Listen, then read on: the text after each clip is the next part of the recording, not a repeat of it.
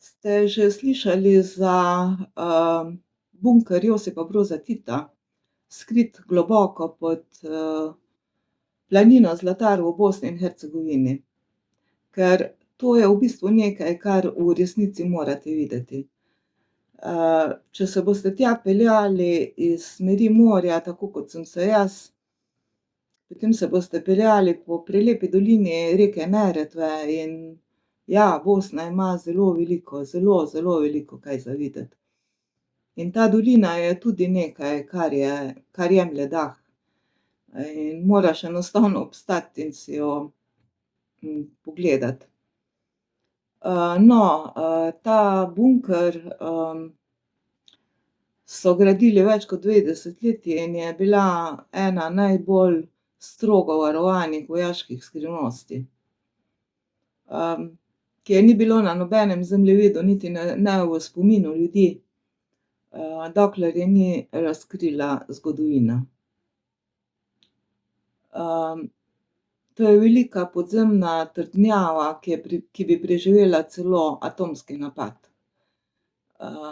Ta bunker v bistvu presega domišljijo hladne vojne in je, kot da se znajdeš v časovni kapsuli. Nad površjem se je v bistvu spremenilo skoraj vse iz časa Tita, a ne, od Titovih časov, od v bistvu režimov, vlad, valut, cest, celo ljudje so se spremenili. Ampak tam, nekaj metrov pod zemljo pa kot da se je čas ustavil. Tam je čas zamrznil, dobesedno. Titov ta bunker, ena največjih vojaških skrivnosti nekdanje Jugoslavije, so imenovali atomsko vojno poveljstvo D0. Gradnja je trajala neverjetnih 26 let, to se pravi od leta 1953 do leta 1979. In to v popolni tajnosti. Za projekt naj bi vedel samo Tito in še 3 ljudje, in še danes najbolj ne vejo, kateri so ti 3 ljudje bili ali pa mogoče nočejo povedati. Ker vsi ostali, ki so tam delali, sploh niso vedeli, kaj delajo. Vsak je imel samo neko delno nalogo, za celoto pa pojma niso imeli, kaj delajo. Delavce so na gradbišče vozili z zavezanimi očmi in jih prej v bistvu vozili po kolovozih, dokler niso povsem izgubili občutka za smer. Tam na koncu so pa lahko samo delali, nič spraševali. In eden od bivših zaposlenih je povedal, da so ga v bistvu več kot mesec dni preverjali, njega, njegove starše, sorodnike, če je kdo bil član Zveze komunistov, če so bili v partizanih, in samo če so izpolnjevali vse pogoje, so jih potem zaposlili. S tem, da so podpisali smrtno zavezo o molčečnosti. Delali so potem 24 ur, nato pa so bili 3 dni prosti. Bunker se razprostira na 6000 kvadratnih metrih in je bil zgrajen za Tita in za njegovih 360 najožjih sodelavcev. V njem je vse, kar bi vodstvo države potrebovalo za preživetje 6 mesecev popolne izolacije. Tu so operacijske sobe, dvorane, konferenčne dvorane, prostori za strateško načrtovanje, kuhinje, spalnice, kopalnice, Titova spalnica, kopalnica, s tem, da to niti ni ne vem kako razkošno. Tu je celo bolnišnica, je telefonski center z rdečimi linijami za krizno komuniciranje. Zanimivo je to, da je tu veliko slovenskih proizvodov, takoj padejo v oči ti rdeči iskreni telefoni, pa tudi telekomunikacijski stolpi in računalniki imajo kovinsko ploščico Iskre.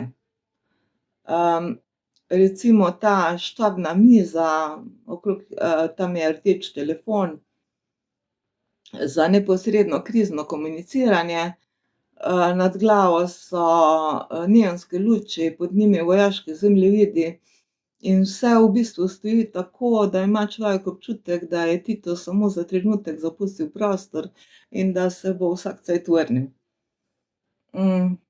Bunker bi preživel jedrsko eksplozijo 25, kiloton, to je 8-krat več, kot je bila, vržena bomba na Hirošimo.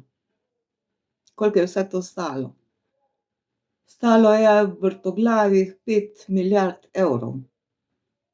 To je tretja najdražja naložba, Jugoslavije, takoj za tem, bihaškim, letalskim centrom in pa za splitsko Loro. Vhod v bunker je, kot se za tako špijonsko zgodbo spodobi, v bistvu maskiran z navadnimi stavbami. Gledano od zunaj to ni nič posebnega. Za vrati pa jedrska trdnjava. Bunker je ostal državna skrivnost vse do razpada Jugoslavije. Leta 1992 ga je prevzela Jugoslovanska ljudska armada, potem za njimi pa, tale armija, Bosne in Hercegovine. In takrat so iz vrha te armije, vojaki, bilo jih je 6 takrat v bunkru, dobili ukaz, da je treba bunker minirati. In tu stopi v zgodbo človek, na katerega so tu zelo ponosni, to je šerif Gabovica, ki je 13 let delal v tem bunkru. Vendar pa nikoli nikomur ni povedal, kje dela, niti svoji ženi. In takrat so dobili ukaz, minirati bunker, vendar ta človek in pa potem za evakuacijo, zunaj jih je čakal helikopter in, on je bil zadnji in je letel nazaj in je prerezal žice za detonacijo in samo njemu gre zahvala, da je bunker danes še tak, kot je. Zelo zanimivo v tem je to, da vse naprave v bunkerju, to se pravi 50 let po tem, še vseeno delujejo. To so telefoni, ventilacija, električni sistemi. Če želite obiskati to relikvijo hladne vojne, se pravi to, časovno kapsulo, kjer se je čas ustavil, vas to stane tam 10, 12 evrov. V samem Korniču najdete agencijo, ki vas bo popeljala tja. Kolikor se spomnim, je vožnja traja približno neke slabe pol ure po makadamu, kjer sledite temu agencijskemu avtomobilu. Če nimate svojega avta, vas seveda tudi popeljejo tja. In ja, ko vstopite naravnost nazaj v zgodovino. Uživajte.